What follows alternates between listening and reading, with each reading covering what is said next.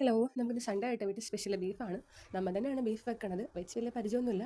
എന്നാലും യൂട്യൂബിലൊക്കെ റെഫറൻസ് ഒക്കെ വെച്ചിട്ട് അങ്ങ് വെക്കാമെന്ന് വിചാരിച്ചു. വെച്ച് തുടങ്ങി ഇച്ചിരി കഴിഞ്ഞപ്പോഴാണ് വീഡിയോ എടുക്കാമല്ലോ എന്ന് വിചാരിച്ചത്. പിന്നെ അങ്ങ് പോയി ക്യാമറയൊക്കെ എടുത്തിട്ട് വന്നു. ഇതിപ്പോൾ നമ്മളിത് ബീഫ് കുക്കറിലിട്ട് മറ്റേ വിസിലടിപ്പിക്കാൻ വേണ്ടി പോകണേന്.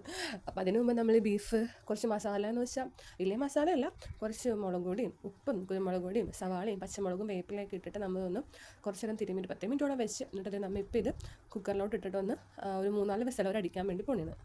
അപ്പം നമ്മുടെ ബീഫ് കുക്കറിൽ നിന്ന് വെന്ത് സെറ്റായിട്ടുണ്ട്. അപ്പം നമുക്കിനത് കറിയാക്കണം. കറിയാക്കാൻ വേണ്ടി നമ്മളൊരു മൺചട്ടി എടുത്തത്. അതിലോട്ട് നമ്മൾ വെളിച്ചെണ്ണ ചൂടായപ്പോഴേക്കും ഇപ്പോൾ നമ്മൾ ഉള്ളി വാരി ഇടുന്നതാണ് കാണുന്നത്. നമുക്കത് പ്രോപ്പറായിട്ട് എടുക്കാനായിട്ട് പറ്റിയില്ല.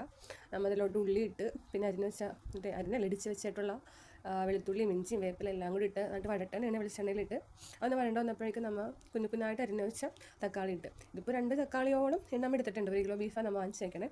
അപ്പോൾ നന്നായിട്ട് ഇങ്ങനെ വഴറ്റിക്കൊണ്ടിരിക്കണേ അത്. അങ്ങനെ നമ്മുടെ തക്കാളി നന്നായിട്ട് വഴണ്ടൊക്കെ വന്നിട്ടുണ്ട്.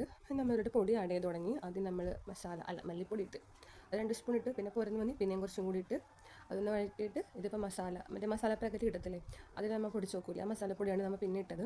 വലിയ കണക്കൊന്നുമില്ല, ഒരു ഏകദേശ രൂപത്തിലാണ് അങ്ങ് ഇടണത്. അതിട്ട് ഇളക്കിക്കൊണ്ട് വന്നപ്പോഴേക്കും ചിലപ്പം പറഞ്ഞു ഇനി ഞാൻ ബാക്കി ഇളക്കാം, എന്നോട് പൊടിയിൽ കോൺസെൻട്രേറ്റ് ചെയ്യാൻ പറഞ്ഞിട്ടാണ് അതിൽ. അതിന് ശേഷം പിന്നെ മുളക് പൊടി ഇട്ട് ഞാൻ പറഞ്ഞു ഞാൻ ഇളക്കിക്കൊള്ളാന്ന് പറഞ്ഞു. പിന്നെ ഞാനത് കാണിച്ച് ഇളക്കി. നമ്മുടെ മസാലയ്ക്ക് ഇവിടെ ഓൾമോസ്റ്റ് നല്ലതായിട്ട് വഴണ്ട് വന്ന് സെറ്റായിട്ടുണ്ട്. അതിലോട്ട് നമ്മൾ കുക്കറിൽ പുഴുങ്ങി വെച്ച ഉപ്പിലോന്ത ബീഫും അതിൻ്റെ സംഭവങ്ങളൊക്കെ ഉണ്ടല്ലോ, നമ്മളിൽ സവാളയും കാര്യങ്ങളൊക്കെ ഇട്ടിട്ടുണ്ടായിരുന്നേ വെച്ചല്ലോ. അപ്പോൾ ഇതെല്ലാം നമുക്ക് കുക്കറിൽ നിന്ന് തൂത്ത് വടിച്ചിട്ട് നന്നായിട്ട് ഇളക്കിയെടുത്ത് സെറ്റാണ്. അടിപൊളിയായിരുന്ന ബീഫ് കറി. എല്ലാവരും ട്രൈ ചെയ്ത് നോക്കാം. സൂപ്പർ.